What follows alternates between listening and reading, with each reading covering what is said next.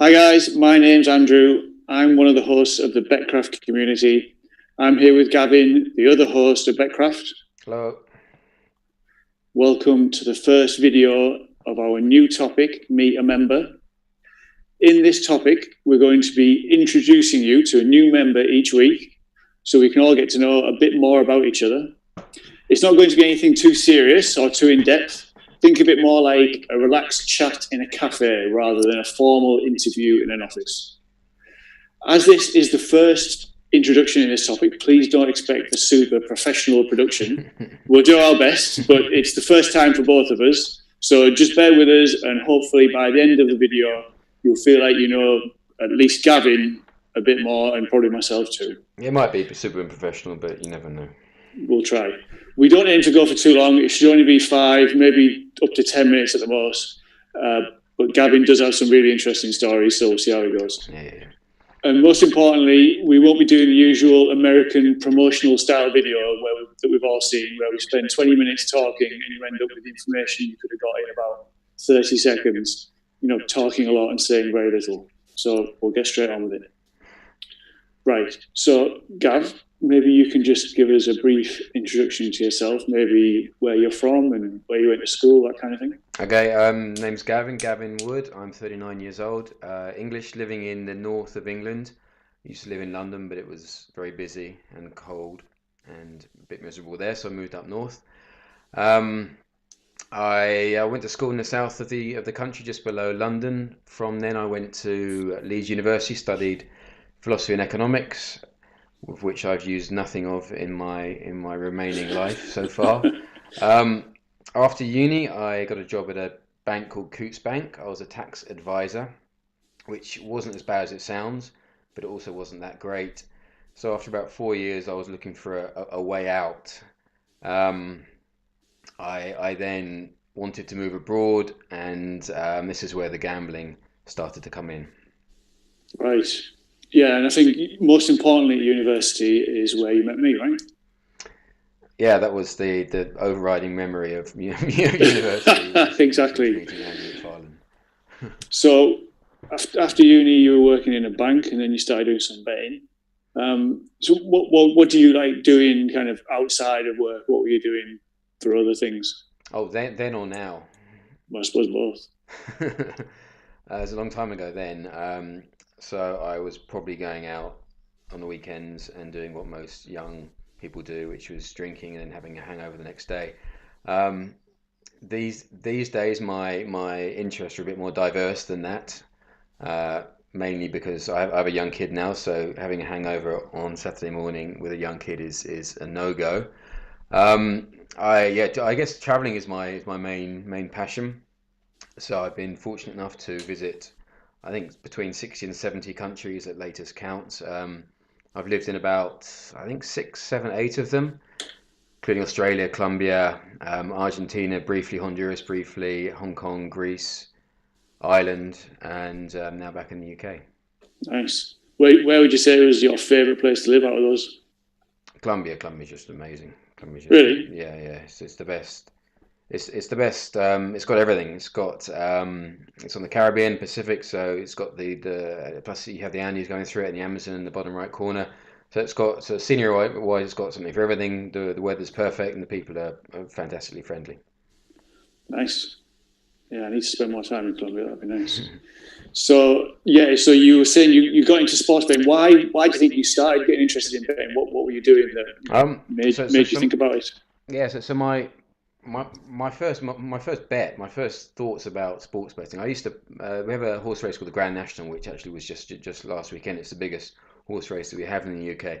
I used to place a small bet every single year. That was my one bet that I would place. But I would place it in a betting shop in a Ladbrokes or William Hill. We have many of those in the UK. For whatever reason, I couldn't place a bet at the shop at the time, so I went online to place the bet and opened up an account, and I noticed that they were offering a bonus. I think it was £25. Deposit £25, and then you get a free bet. So I did that. I placed my £25 bet on the national, or even less than that. I can't remember exactly the amount, and I got the bonus. And I started looking around and noticing that there are other bonuses for other bookmakers. So I I went around and I opened up more accounts with more bookmakers, and just started thinking about the maths behind it all and the fact that there's a way to earn a bit of money from these. Yeah, that was my first introduction into betting was through the world of bonuses. Right, right. So how did it progress from there then? So I think you ended up living abroad for quite a long time, like you mentioned, all those countries. Yeah, How did you yes. get from that to traveling so much? My initial my initial betting was through bonuses and arbitrage. At a later date, it moved on to what I'm doing now, which is mainly value betting. But then I was looking for arbitrage opportunities. So arbitrage is where you place where you look for opportunities where you can cover all sides of a market. So in a tennis match, you can bet on both players, or a football match, you can bet on both teams win and the draw to guarantee to yourself a small but risk-free profit. So I was doing that in my spare time while I was working for the bank, but I wanted to leave, so I was also studying to be an English teacher. I found a way out. I left my job and I moved over to Colombia just to see how it would go. But the plan was always to be an English teacher. But whilst I was over there trying to learn the language, Spanish, and looking for a job, I was doing this arbitrage, this betting, and it became clear that I was going to be earning more from doing this than I would be as an English teacher. So it just kept going and it kept growing, and because it's risk free, your bank can grow. It's a slow process, but the more money I had to bet, the more money I could bet, and it was just a case of, I guess, increasing my bet size and volume, Just and scaling just it went up from from there. there. Exactly. Mm, nice. So that sounded like it was going pretty well. You were betting in a kind of a risk-free way in Colombia. Yeah. Then so you were there for a few years. Then how did it get? What happened next? What turned out? Betting wise, so arbitrage is great, but there are limitations to it. So I use my arbitrage experience to go into value betting, which is just straight betting but analysing the market, which is what I'm doing now. And these are the tips that I provide. They're value bets. It takes a lot. There's a lot less time involved, so it's a freer world for me. Personally, I was living in Colombia for a while, moved to Australia for about 3 or 4 years, then back to Colombia, and then finally, I guess I had enough of living overseas. It's a great life, but there's only so much you can do as a single guy. It gets a little bit sad. So I moved back to the UK and met my now wife, and yeah, married a few years ago, had a kid, and now it's I guess more traditional life. Correct. So in that time since you moved to Colombia, you haven't had a regular 9 to 5 job. You've been betting the whole time. Yeah, it's just been my only source of income. I had a property in Colombia that I was renting out, but apart from that, this is my only real source of income since I moved over, which was 2004 or five, so 14 years ish, something like that. So I guess you could say that gambling has given you great opportunities both to travel the world and live in Colombia and to have the kind of lifestyle that you were leading. Yeah, I wouldn't have been able to do what I have done and have enjoyed doing without gambling. It's you can work. Oh, I've been able to work anywhere at any time. I have no boss, and so the freedom is fantastic. What about your kind of best and worst moments as a gambler? Then? Um, I'll start with the worst moment. Worst moment was someone managed to access an account, a Hotmail account, and from there was able to enter an online payment method that I had, and just wipe the account completely. So I lost a fortune in about a minute, and only realised a few hours later on, by which time it was too late. Wow. Um, from now, I've learned never to have the same password at all.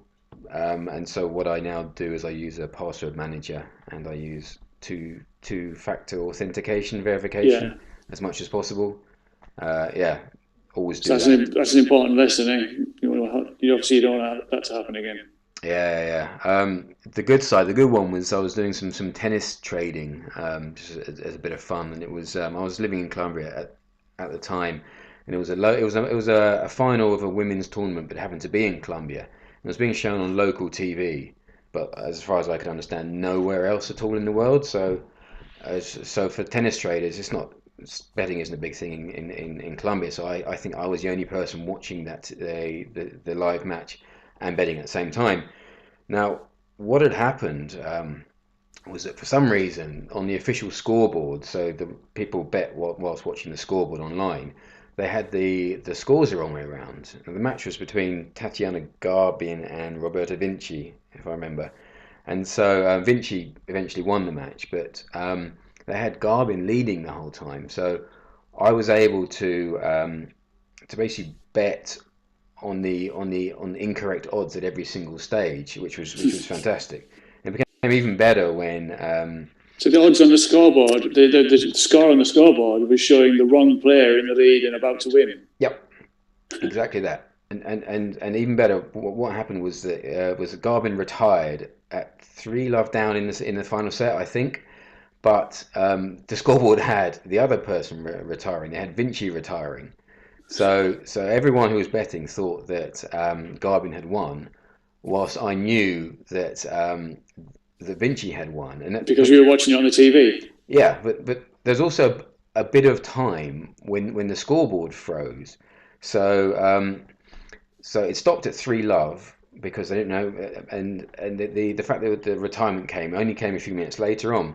So I was able to bet on Vinci winning the match after she had actually won the match. So I was watching her holding up the tournament. Oh, sorry, holding up the trophy to win the Yeah. tournament, whilst betting on her to win the tournament. It was the best bet you could ever have, and yeah, it was a good day. So it is actually true. Now and again, there is a sure thing in betting. It doesn't happen very often. It doesn't happen very often, but you can't get more sure than betting on the player to win after she's won the match.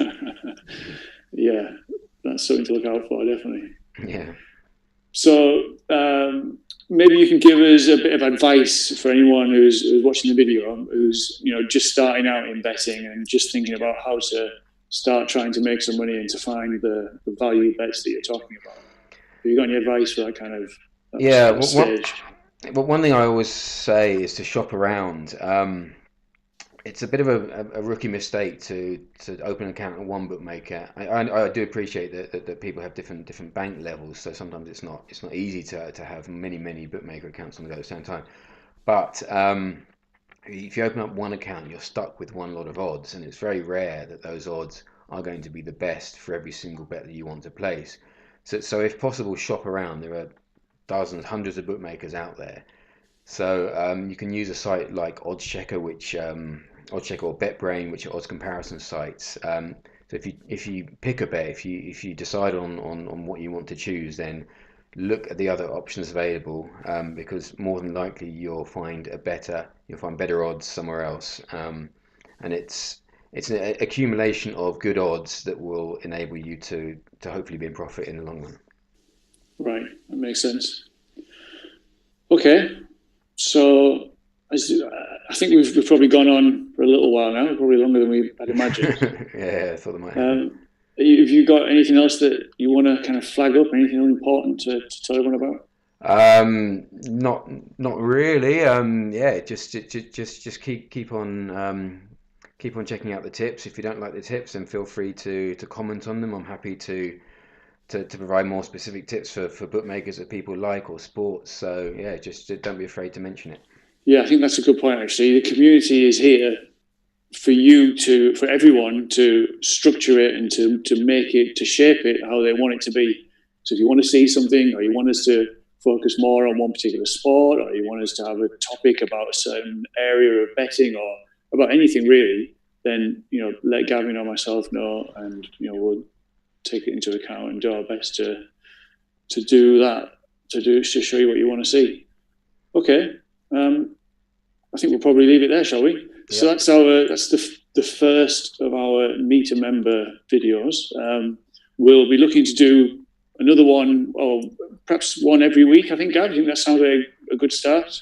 Yeah. If you're interested, then sure, let us know, and we can go from there. yeah, if you want to, if you'd like to appear on Me a Member and let everyone know a bit about yourself, then please give us a shout and let us know, and we'll add you to the list, and we'll be back this time next week. Okay, All right. thanks. Bye.